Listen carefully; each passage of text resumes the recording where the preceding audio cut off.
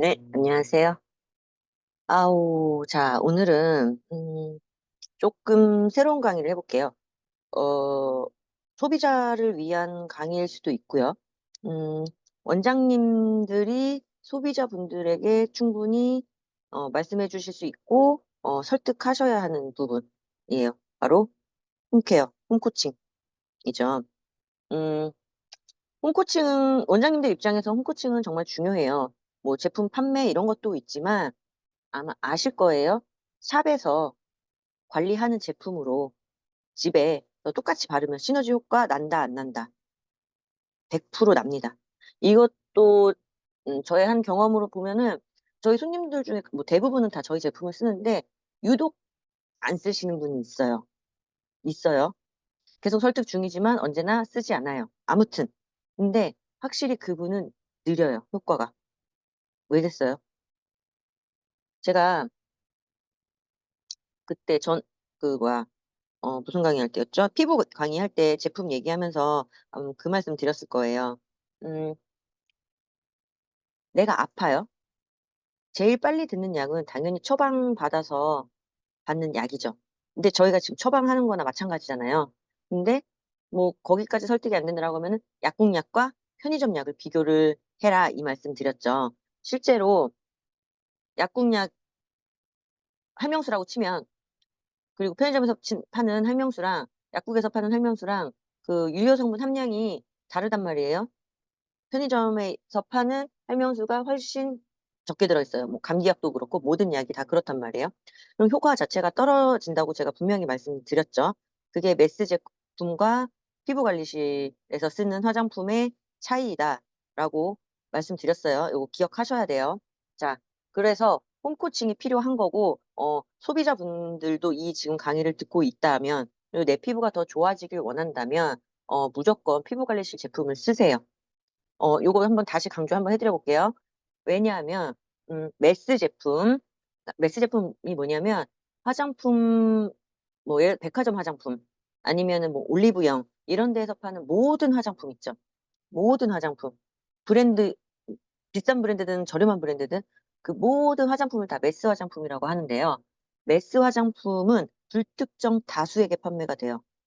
무슨 말이냐? 그러니까 누가 사 가는지 모르잖아요. 워낙 판매량이 많으니까. 그러니까 불특정 다수예요. 그러다 보니 이 함량이 좀 다르거든요. 근데 피부관리실은 불특정 다수가 아니잖아요.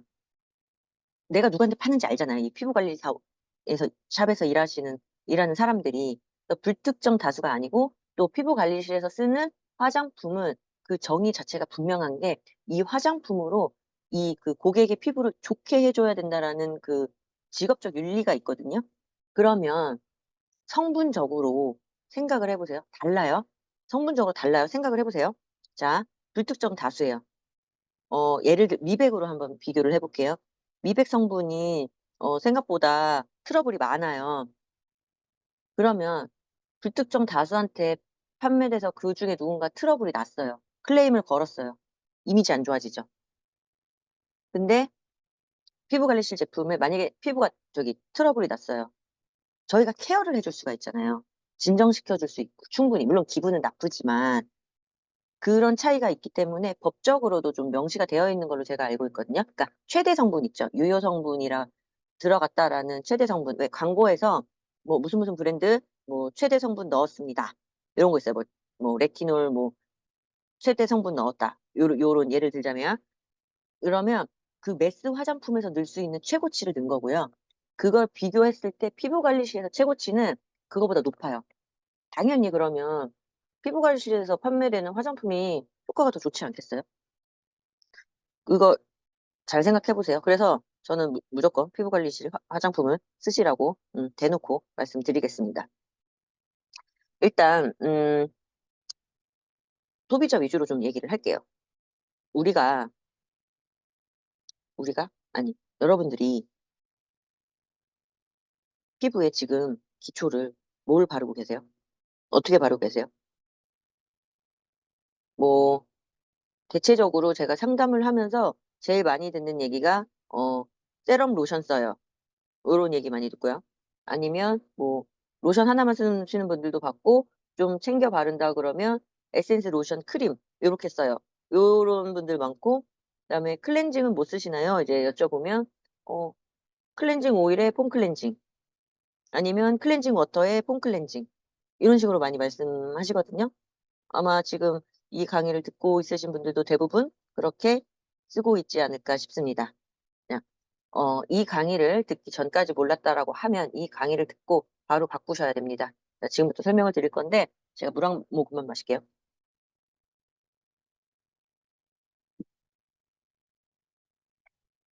자 어 세안부터 말씀드릴게요. 우리가 예전에는 이중 세안해야 된다는 광고를 진짜 많이 때렸어요, 그 텔레비전에서. 당연히 그래서 이중 세안을 해야 되는 줄 알았었단 말이죠. 그럼 그게 전해지고, 전해지고, 전해지면서 지금도 이중 세안 심하게는 삼중 세안까지 하시는 분들이 있단 말이에요. 그래서 뭐 거의 뭐 클렌징 오일, 폼 클렌징, 클렌징 워터, 폼 클렌징 뭐 이런 식으로 이제 세안을 많이 하시는 거예요. 그 이중 세안이라는 게 아예 이렇게 각인이 된 것처럼. 지금 그거 하고 계시다면 바로 멈추세요. 피부에 제일 안 좋은 게 그거예요. 자 지금부터 절대 쓰지 말아야 할 거를 말씀드릴게요. 클렌징 폼, 천연 비누, 클렌징 워터, 클렌징 티슈 4 개는 근처에도 가지 마세요, 지금부터. 이유를 설명해 드릴게요. 자 거품 나는 것들 약산성 비누도 똑같아요. 그런 말에 속지 마세요. 거품 나는 모든 것들 그다음에 클렌징 워터, 클렌징 티슈에는 계면 활성제가 들어가 있어요. 들어보셨죠? 계면 활성제. 자 계면 활성제는 말 그대로 오일과 오일대와 수분대를 지워주는 역할을 하는 게 계면 활성제예요. 이거 과학 시간에 배웠는데 기억하실지 모르겠네요. 자 우리 빨래 세제 있죠? 빨래 세제에도 계면 활성제 들어가요. 퐁퐁에도 계면 활성제 들어가요. 물론 다른 종류의 계면 활성제이긴 해요. 근데 그 계면 활성제가 그 깨끗하게 어쨌든 깨끗하게 닦아내 주는 줄 수 있는 기능이 있거든요. 자 요렇게까지는 그게 왜 문제야? 요렇게 얘기할 거예요. 근데 피부는요. 너무 깨끗하면 안 된다. 피부는 보호 보호하는 기능이 있어요. 면역 기능이 있고 그 보호해 주는 그 능력이 있는데 그 능력치를 이 거품 계면 활성제가 다 깎아 버리는 거예요. 없애 버리는 거예요. 그럼 순간적으로 보호해 주는 물질이 없잖아요, 세안하고. 그래서 땡기는 거고 세안하고 나서 얼굴 빨개지시는 분들도 있어요, 바로. 그게 뭐냐면 너무 자극적인 거예요, 결국에는. 너무 깨끗한 것 자체가 다 피부한테는 자극이라는 거예요. 그래서 필요한 걸 남기고 세안을 해야 돼요. 이해되시나요? 자 그러면 뭘 써야 될까? 그죠? 지금 그 생각하셨죠? 뭘 써야 될까? 자 1번 클렌징 젤. 자 클렌징 젤은 누가 쓰면 좋냐면 중성 피부 그리고 좀 지성 피부, 수부지 피부 뭐 여드름 피부 요런 피부들이 쓰기 좋아요. 좀 자극이 약해서 좀 뭐 아토피 피부도 괜찮아요. 좀 이렇게 부드럽기 때문에 고런 피부도 괜찮은데 저는 그렇게 딱 피부로 나눈다기보다 저는 계절로 나눴으면 좋겠어요. 요거는 저기 다음 거 얘기하면서 같이 다시 말씀드릴게요. 어 그리고 클렌징 젤 그다음에 두 번째 클렌징 로션. "클렌징 로션이 있어요?"라고 말씀하실 수 있어요. 클렌징 로션, 클렌징 밀크 같은 말이에요. 그다음에 뭐 클렌징 밤 클렌징 밤도 괜찮아요. 고런 류들을 쓰시면 돼요. 고런 류로 클렌징을 하시고요. 그럼 뭘 써야 될 것 같아요? 지금 폼 클렌징이라고 하면 틀린 거예요. 끝이에요. 이거 하나로만 하는 거예요. 그전에 이제 여자분들은 포인트 메이크업 리무버 따로 쓰시고 그다음에 클렌징 젤을 쓰든 로션을 쓰든 밀크를 쓰든 밤을 쓰든 쓰시면 돼요. 끝. 자 아 요 계절 먼저 얘기할게요. 음. 클렌징 로션 일단 누구한테 더 좋냐? 당연히 건성, 악건성. 그죠? 그다음 민감성에도 괜찮아요. 예민하신 분들도 괜찮고 아토피도 괜찮아요, 쓰기에. 음. 지금 요 정도 괜찮다고 쳐요. 그래서 계절로 저는 더 많이 나누는 편인데 일반적으로 뭐냐면 자 우리가 이제 피지가 좀 이제 나오는 시기 한 4-5 월. 4 월부터 좀 더워지죠? 그러면은 4-5 월부터 해서 한 5월 정도까지는 클렌징 젤 쓰셔도 돼요. 너무 악건성 아닌 이상은 클렌징 젤 고때 쓰셔도 돼요.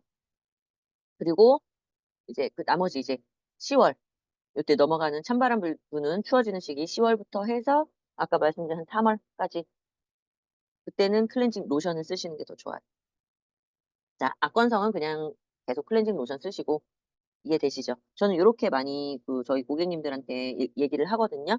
요게 피부가 훨씬 더 편안하고요. 자, 아까 분명 요거 얘기하면서 "요거 하나만 써도 된다."라고 얘기할 때 분명 그랬고 "아 찝찝하대." 음. 이런 말씀 안 하신 분 단 한 번도 못 봤어요.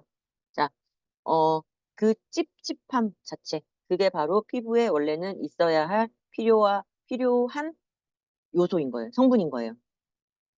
그러니까 이 친구들은 필요한 건 남기고 불필요한 것만 지워주는 능력이 있어요. 클렌징이나 클렌징 로션 요 지금 말한 거.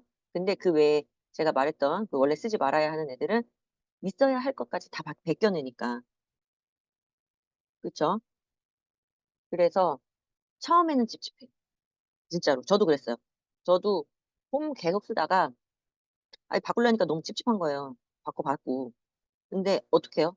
내가 써야지 고객님을 납득시킬 수 있기 때문에 저부터 바꿨어요, 고객님들을 설득하기 전에.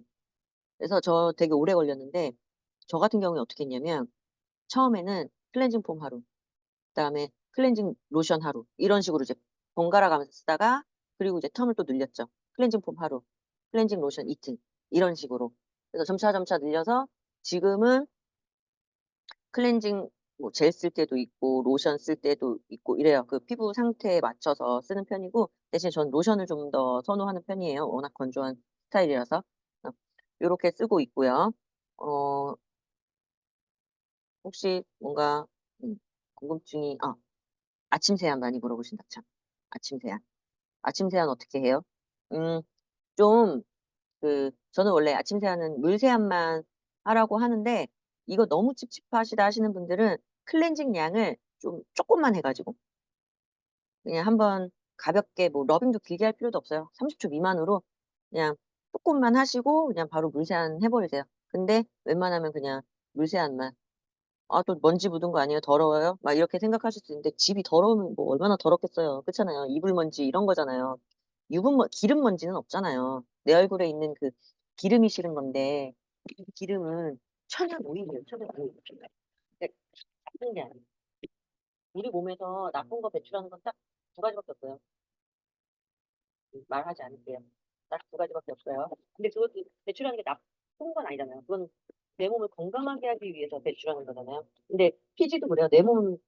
내 피부 보호하려고 배출하는 천연 오일이란 말이에요. 근데 그걸 왜 자꾸 다 찍어내려 그러냐고. 그죠? 자, 그러니까 그 친구들을 좀 존중해 줍시다. 이 말이 조금 이해되셨으면 좋겠는데. 어 그리고 클렌징이 진짜 중요해요. 제가 클렌징을 지금 몇 분을 얘기하고 있어요. 클렌징만 잘 해 주셔도 피부 트러블도 줄고요. 예민한 것도 줄고 여드름도 줄고 컨디션이 훨씬 좋아져요. 한번 저 믿고 해 보세요. 그다음에 자 이제 기초. 예 기초는 참 이게 사람마다 피부가 달라서 "이렇게 하세요. 저렇게 하세요." 이러기가 쪼끔 애매하기는 해요. 애매하긴 한데 기본적으로 지금 너무 적게 바르고 있지 않나를 좀 생각해 보세요. 일단 뭐냐면 기초는 기본적으로 그러니까 속수분 채운다라는 개념을 조금 더 가져가시면 좋을 것 같아요. 당연히 스킨 중요해요. 세안하고 피부 결 정리하는 거예요. 그리고 그 세안 후 피부 그 약산성 pH를 조금 더 빠르게 올릴 수 있거든요. 그래서 스킨 빠르게 쓰시고 그다음에 저는 앰플 엄청 중요하게 생각해요. 일단 그 아까 제가 미백 얘기했었잖아요. 유효 성분 이런 얘기. 유효 성분이 앰플에 제일 많이 들어가 있어요. 수분이든 뭐든. 그러면 앰플 꼭 발라야겠죠. 그래서 저는 꼭 기능성을 쓰라고 말씀드리진 않아요. 일단 기본적으로 수분이 받쳐줘야지 피부가 건강해지니까 수분 위주로 해서 수분 앰플 꼭 써 주시고요. 그다음에 개인적으로 속건조가 좀 심하신 분들은 저는 앰플 두 종류 쓰라고 얘기해요. 예를 들자면 하나는 좀 묽은 앰플, 하나는 살짝 꾸덕한 앰플. 고런 식으로. 그리고 양을 뭐 아침 저녁은 좀 다르게 해도 되거든요. 대신에 저녁량은 좀 많이 요렇게. 그다음에 또 중요한 거 수분 크림. 저는 지금 이 수분 크림까지 바르는 거는 '수분을 레이어드 한다.'라고 생각하면 되거든요. 그러니까 과학 시간에 배웠죠. 입자 얇은데 더 그 깊이 들어갈 거잖아요. 뭐 쪼끔이라도 더 깊이 흡수가 될 거잖아요. 어차피 각질층이지만. 그래서 어 텍스처 얇게 얇은 거 그다음에 수분 크림까지 해서 수분을 겉면에 수분까지 잘 넣어 줘야 된다는 거죠. 수분 크림 그다음에 유수분 크림까지. 이렇게 접고 한번 발라 보세요. 피부가 달라요. 왜냐면 제가 블로거분들한테도 이렇게 계속 컨설팅 많이 해 주거든요. 그러면은 그 피드백이 확실히 피부 컨디션 좋아졌다는 얘기 나와요. 그래서 남자든 여자든 한번 그러니까 '안 발라야지.'가 아니라 '발라 봐야지.' 하고 생각하고 발라 보세요. 그러면 굉장히 좋아질 거고 특히 남자분들 뭐 여자분들도 있을 수 있는데 열감 많으신 분들이 있을 거예요. 이 열감이 무슨 느낌이냐면 원래 좀 원래 얼굴은 차야 된다고 하잖아요. 그래서 얼굴 피부 겉의 온도는 36.5 도가 아니에요. 30도 초반이에요. 한 31도 요런 느낌으로 해서 이렇게 만졌을 때 꽤 시원해야 된다고. 근데 열감 있어. 뜨겁다. 이러면은 그 열 가지고 있으면 노화의 진행 속도가 아주 빠르게 그럼 우리 늙기는 싫잖아요. 그럼 열 빼줘야죠 무조건. 수분이 많으면 열감이 좀 내려가요. 내려가고 열감이 좀 느껴진다 이럴 때는 저는 수분 젤팩을 무조건 추천하거든요. 뭐 시트 마스크도 괜찮고 괜찮아요. 그래서 팩을 하루만 하는 게 아니고요. 뭐 하루 건너 하루 이렇게 하는 것도 아니고요. 한 3-4일 연속적으로 뭐 일 주일 연속적으로. 피부 부담 안 되냐고요? 안 돼요. 괜찮아요. 한번 해 보세요. 직접 해 보셔야지 이 강의를 지금 듣고 있는 원장님들이 직접 해 봐야 돼요. 해 봐야 이게 좋고 나쁜지도 알고 본인이 나쁘면 이제 안 권하겠지. 근데 본인이 좋으면 그렇게 해 보라고 권해 볼 수 있잖아요. 그럼 거기에 더 말에 코칭할 때도 말에 힘이 실린다니깐요. 해 보세요. 해 보시고 그다음에 중요한 거 내가 뭘 말하려고 했지? 까먹었어요. 잠깐만요. 열, 노화 얘기했고 그죠? 책 매일매일 해 봐라 얘기했고 어 죄송해요. 자 더 건조하신 분들이 있을 거잖아요. 세라마이드 크림. 세라마이드 크림 숫자 거기 꼭 확인하셔야 되는데 5만 ppb 5만 기억하세요. 5만. 이게 뭐냐면 피부랑 가장 유사한 구조에 있는 그 크림이 5만 ppb의 래요. 세라마이드 5만 ppb 요거 기억해 주세요. 알겠죠? 꼭 기억하실 수 있을 거라고 저는 믿습니다. 자 그러면은 이제 우리는 해볼 일만 남았겠죠. 그리고 실질적으로 이제 여자분들 같은 경우에는 저는 좀 많이 발라야 된다고 생각을 해요. 이게 이제 원래 옛날에는 많이 발랐거든요. 많이 발랐어요. 엄마들 생각해 보면 되게 많이 발랐잖아요. 30대 때 이렇게 엄마 화장품 되게 많고 이랬잖아요. 근데 어느 순간부터 바르는 게 마치 잘못된 것처럼 인식이 됐었단 말이에요. 그 유행처럼 그래서 뭐야 화장품 다이어트 지금도 심지어 하는 사람들도 있더라고요. 유행처럼 그런 개념이 있었어요. 근데 어 화장품 다이어트는 약이 아니라 저는 오히려 독이라고 생각해요. 특히 이렇게 지금 환경이 더 안 좋아진 상황에서 피부를 보호해 줘야지 얘네들이 제 기능을 한단 말이에요. 어찌 보면 이 안 바르던 습관, 클렌징이 과하던 습관 자체가 지금 더 예민해지고 여드름이 더 많아진 이 상황을 만들지 않았나 저는 그렇게 생각을 하거든요. 그래서 지금 뭐 이렇게도 해 보고 저렇게도 해 봤는데 피부가 별로 안 좋아졌다. '내 피부는 여전히 별로다.' 하신 분들은 지금이라도 한번 저를 믿고 바꿔 보세요. 뭘로? 저희 제품. 어떻게? 저의 코칭에 맞게 발라 보세요. 달라집니다. 관리 받으면 더 좋죠. 네 관리까지는 뭐 저한테 오기 힘들면 제품만 사서 발라요. 달라진다니까. 확실합니다. 수분 쌓는 거 잘 해 보시고요. 저는 아까 제가 30 살에 여드름 났다고 말씀드렸었죠. 그때 제가 오만 가지를 다 해 봤을 거잖아요. 안 발라 보기도 했고 여드름 났으니까 안 발라 보기도 했고 뭐 저기 뭐야 뭐 어디 좋다 여드름에 좋다는 거 발라 보기도 하고 다 했는데 안 됐어요. 안 되다가 제가 원래 어렸을 때부터 정말 많이 발랐거든요. 건조했거든요. 저 건조한 거 알고 있었거든요. 그러니까 그걸 안 하고 있었던 거예요. 그니까 여드름이 났었나 봐요. 스트레스도 되게 많은 상태였는데 다시 발랐죠. 일단 여드름보다 땡기는 게 막 미쳐버리겠는 거예요. 여드름 제품 바르고 안 바르면 미치겠는 거예요. 다시 발랐죠. 그랬더니 신기하게 가라앉은 거예요. 그래서 제가 바르는 걸 시키는 이유도 여기에 있는 거고요. 아 그리고 안 바르다 바르면 처음엔 트러블 나요. 안 날 수 없어요. 과식하는데 체하지 않체해요? 피부도 그래요. 당연히 체해요. 근데 임계점이 있습니다. 분명 넘겨져요.